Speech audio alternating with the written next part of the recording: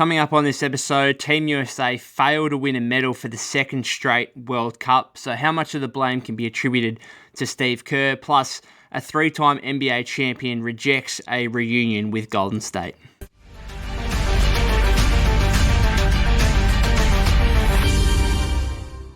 Yes, welcome back to the Golden State with Mates podcast. I've just finished watching the GOAT claim his 24th Grand Slam title at the US Open. We're running out of superlatives to try and describe the dominance that Novak Djokovic has produced across his tennis career. It is absolutely extraordinary. A pleasure to watch him play every single time, and a dominant straight sets victory over Daniil Medvedev, who wasn't disgraced. Played really well, had his chances there in the second set. That obviously went to a tiebreak, and then Novak got the better of him there and took the momentum and won the third set fairly comfortably. But yeah, as I said, we're running out of ways to be able to describe Novak Djokovic, who to me is the undisputed GOAT of men's tennis. You can have Roger Federer, you can have Rafa Nadal if you want, but it's all about winning for me, and no one's done more winning at the highest level than Novak Djokovic. A little bit of success for Serbia, who didn't get it in the FIBA World Cup final. Last night, for me, game started at 10:40 p.m. They lost to Germany, who got it done behind Dennis Schroeder, who was announced MVP of the tournament. But before that, I watched the Americans lose to Canada in the bronze medal game. An OT thriller, 127-118. A double-digit fourth-quarter comeback from the USA that nearly got over the line. Mikal Bridges with an incredible four-point play to send the game to OT. But Dylan Brooks, longtime Warrior villain, 39 points, 4 rebounds, 5 assists, ably supported by Shai Gilgeous-Alexander, who had 31 points and 12 assists as well. The Canadians getting it done. As I said in the intro, USA now have missed the medal on 2 straight World Cup occasions now. And the real question here that has been posed since the loss to Canada, and before that their loss to Germany on Friday, where they went down 113-111, is how much of the blame here can be attributed to Steve Kerr, who's obviously taken charge of Team USA for the first time in a major international tournament, and they were unable to get it done. They were overwhelming favourites, no doubt, and a shock loss in the semi-final to Germany, and not necessarily a shock loss here. I think the motivation levels, yes, a bronze medal is on the line, but I think the motivation level was probably a little bit reduced after the disappointment of that semi-final loss, and with the likes of Brandon Ingram and Paolo Banchero, Jaren Jackson Jr. all out for the bronze medal game. You can't blame players if they had a little bit of an eye towards the NBA season coming up here in around 6 weeks' time. So a disappointing finish for Steve Kerr and for Team USA. Their defense across the last 2 games was really, really poor. Germany lit them up for 113 on Friday, and then the Canadians, albeit an overtime game, poured in 127. And Dylan Brooks looked like an absolute superstar out there, which is not necessarily what you want, given that at the NBA level, he's a role player at best and probably your 3rd or 4th option on offense. And, alongside Shai, he was the engine that was keeping the Canadians running today and was able to get them over the line. In the aftermath, Steve Kerr said, "We just didn't defend well enough against Germany or against Canada, and that's the bottom line. Every year when you try to build a team, you try to build the best two-way team that you can and be able to get stops and score, and everybody's trying to do that." So it makes me wonder kind of how much of this is, Steve Kerr's philosophy as a coach, and how much is it the roster construction. And I think, both of those things are intertwined together, because going into this tournament, when the American World Cup squad was announced, it immediately looked pretty thin at the center position. So you've got, Jaren Jackson Jr. kind of shoehorned as the starting center. And you think, he's 6'11", he's Defensive Player of the Year, fantastic. But he's primarily a power forward, or at least a starting power forward for the Memphis Grizzlies, playing alongside Steven Adams. So that's, automatically putting him in a slightly different role than what he's been used to, albeit he has played a lot of center minutes for the Grizzlies over his career to date. But really, Walker Kessler was the only genuine center on the USA roster. And with his kind of stature as a young player, yes, he had a fantastic rookie season with the Jazz, there's no doubt about that. But with his stature there were clearly more high-profile, better players who deserved minutes in front of him. So therefore, his place in the rotation was incredibly limited until this game against Canada, where obviously Jackson Jr. was out, which meant Kessler started. Even though he started, he only played 16 minutes, so it wasn't like Kerr went to him a whole lot. Bobby Portis is certainly no rim protector. He's not necessarily a small ball five as such because he's more of a center these days, but he's really an offensive weapon off the bench for the Milwaukee Bucks and for Team USA at 10 first half points against Canada. But hardly kind of the rim protector, the overwhelming interior size that's going to dissuade opposition players from going to the rim and whatever else. And then you had someone like Paolo Banchero, who didn't really appear overly enthusiastic when he spoke before the tournament about his role as a small ball five. Obviously, they trialled that in the training camp and in the warm-up games. He played a little bit at center, obviously, for Team USA throughout the World Cup. But even though, just because he's 6'10" doesn't mean he's necessarily suited to that. It was a big adjustment for him. He spoke about that. And so you go into this tournament with one genuine kind of rim protector, and then, the rest you're relying on Jaren Jackson Jr., whose kind of switchability is one of his biggest facets, I suppose, at the NBA level. Well, you're asking him to be more of a genuine rim protector without another big next to him. At the World Cup level with Team USA, got into a lot of foul trouble, as he's prone to do in the NBA, but it was even more prone to it playing as the starting center for Team USA. So there was obvious issues, I think, from early in the piece, just when the squad was announced, about the kind of front court depth and size and rim protection ability in this US squad. So it just, it comes back down to that's the way Steve Kerr likes to play. He likes to go to small ball. We saw him go incredibly small towards the end of the Canada game, basically by the last few minutes of regulation. Then in overtime, we saw Tyrese Halliburton, Anthony Edwards, Austin Reeves, Josh Hart, and Mikal Bridges was the de facto center, basically going 5 out, all guards and wings. Completely went away from Walker Kessler, went away from Bobby Portis Jr., who had played quite well and obviously didn't have Jaren Jackson Jr. or Paolo Banchero at his disposal. And it worked initially, I suppose, to get them to overtime, but then it kind of failed in overtime, and the Canadians, Brooks and Gilgeous-Alexander, got really whatever they wanted. They were never going to be able to bully them on the offensive boards or anything like that.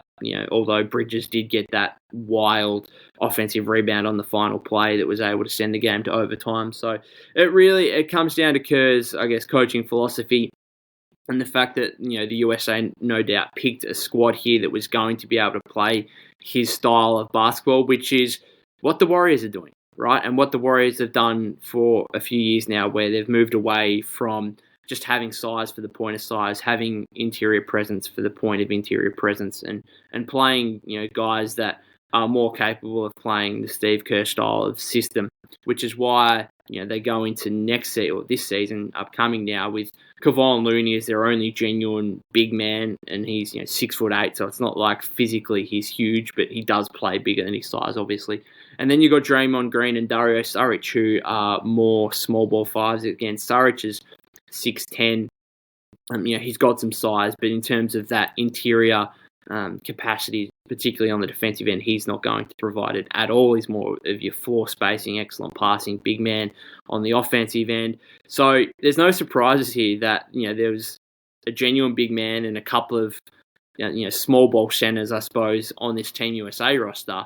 And for the Warriors, there's a genuine big man and a couple of small ball center options here. So it does make me think whether the defensive issues that the US have had over these past 2 games, maybe Steve Kerr kind of rethinks his whole coaching philosophy and thinks, well, maybe it would be nice if I could have another genuine big man just at my disposal. Doesn't mean I have to utilize them on a consistent basis, on a nightly part of the rotation, but maybe it is someone who can, step in and fill a role when I think that, teams are getting it a little bit too easy inside. Can I have a 7-foot player out there who can come in and be a difference maker. And James Wiseman was obviously supposed to be that for Golden State. It didn't work out. And since his departure at the February trade deadline, they haven't brought another 7-footer onto the roster. Mike Dunleavy Jr. spoke about the fact that they're not going to bring size in for the point of size. And again, that just goes down to the Warriors style of basketball, the Steve Kerr style of basketball. But I just do wonder whether or not the defensive issues in these last 2 games for Team USA makes Kerr kind of rethink whether or not, having another big man option would have been handy for Team USA there, and therefore whether or not, he doesn't want to repeat the same errors with Golden State and potentially urges the front office to maybe look at another big man option. That is at least what's looked like happening over the last couple of weeks here, because we got a report from Sam Amick of The Athletic, basically stating that JaVale McGee was of interest to the Warriors after he was stretched and waived by the Dallas Mavericks. Now, JaVale obviously decided to go to the Sacramento Kings instead, which is a bit of a surprising call from me. I thought once he was waived by the Mavericks, I thought the Warriors would have been a pretty good option, but that hasn't turned out to be the case. Obviously, it's a big season for JaVale McGee. He's now 35 years old. I'm sure he doesn't want this to be his last year in the league, but there's a chance here that if things don't go quite right, that it could be, right? Like, he was pretty poor for Dallas last season after the early stages of the season. Jason Kidd wanted no part of him in the rotation, and the fact that he had a 3-year contract here with the Mavericks and they were willing to stretch and waive him was a clear indication they just wanted him out of there first and foremost. He would have, certainly would have been handy with the Warriors, and it's interesting to hear the report that they did have interest in him, and as I just spoke about before, he would have been kind of the rim protecting 7-foot presence that they probably need on this roster beyond Kevon Looney and Draymond Green and Dario Saric. So it is a fascinating one to me that JaVale chose the Kings, simply given the contrast in the big man departments of both teams. You look at the Kings and you see Domantas Sabonis, all-star level player, averaged 34.6 minutes per game last season. He's probably going to average around the same mark again, you would think, around that 35 minutes per game. I think with the way that the Warriors kind of exposed his lack of a jump shot in the playoffs, with the fact Kevon Looney basically played off him completely, unless he was basically close to the restricted area. I mean, he even had shots from the free throw line that were wide open that the Warriors were allowing. So with the kind of way that they exposed him there, unless he comes back with a much more consistent jumper next season, I don't think we're going to be seeing many minutes for the Kings where Sabonis is at the 4 and they're playing one of their other centers in a twin tower kind of setup. So if you're saying you're giving Sabonis 34, 35 minutes, that's leaving 13 to 15 minutes for the rest of the center rotation, of which you've got 3 players who are probably all going to put their hand up for meaningful minutes. You've got Alex Len, who's kind of the incumbent backup center at the moment. You've got Nerlens Noel, who the Kings also signed in for agency. And you've got JaVale McGee, obviously they've signed here. So I kind of look at it from a JaVale McGee perspective. And in the report, Sam Amick has said that, in fact, I'll read what he said here. So it says, known commodity JaVale McGee was a nice late off-season addition for the Kings, especially considering they won his services over the pursuing Warriors. The state of his 36-year-old game, although I think he's still 35, beyond this recent highlight reel remains to be seen, but I'm told the Kings' optimistic plans would be for him to play a significant role. A significant role for JaVale McGee at the Kings. I'm not sure JaVale McGee is playing a significant role anywhere, but let alone the Kings, who have got now 4 centers on their roster. And 4 genuine centers. Like, none of those guys are playing power forward. Now, I know Sabonis played power forward in Indiana alongside Miles Turner, but to me, at least in that perspective, Miles Turner was able to stretch the floor. None of these other players are doing it for you. You can really only play one of them at any given time. And I just fail to see how JaVale McGee is going to be playing a significant role for the Sacramento Kings this season. I fail to say, is he going to be averaging more than 10 minutes a game? I don't think so. And so that's why I find it a strange decision from JaVale to pick the Kings over the Warriors, if indeed Golden State were targeting him and did put a contract offer in front of him, or at least looking like doing so. You look at the Warriors. Yes, I don't think JaVale would be playing a significant role with the Warriors either, but your 48 minutes spread out between Kevon Looney, Draymond Green, Dario Saric. There's a little bit more flexibility there to be able to fit JaVale McGee into the rotation for him to play 12 to 15 minutes or somewhere around there, where you can play Draymond at the 4, you can play Saric at the 4 as well. As I said, the Kings, they are just locked into having those 4 genuine centers who all have to play at center and cannot play at power forward. So it's an odd one for me. I would have liked to see JaVale at the Warriors, but with him as well as Christian Wood here, a couple of genuine center options for the Warriors have gone off the market. I spoke last episode about how I would be probably targeting Blake Griffin now. Again, he's not your rim protecting guy. And again, maybe with what's happened to Team USA with Steve Kerr, maybe he thinks, they need that kind of rim protecting presence behind Kevon Looney, a genuine 7-footer, possibly, but at this point it doesn't seem likely for the Warriors. And who else is left now? Who is genuinely left that is a 7-footer who's going to provide the kind of rim protection that the Warriors could do with it? I just don't see it forthcoming. Like, is it Bismack Biyombo? Like, I don't think so. It's not really a state that I think Golden State want to be in entering the season, but I don't think they're going to have a choice now with the options that are left available. That will be it for the episode, guys. Let me know whether or not you're disappointed that JaVale McGee has chosen the Kings over the Warriors, or if you think Golden State have dodged a bullet in not being able to acquire a center that many believe is a little bit washed up now at 35 years of age. You can tweet me at POK252, that's POK252. On Twitter, if you're listening or watching this on YouTube, you can leave a comment down below. Please subscribe there if you haven't already as well, or you can follow us on Apple Podcast and Spotify. Other than that, guys, enjoy the start of your week, and I'll catch you on the next episode.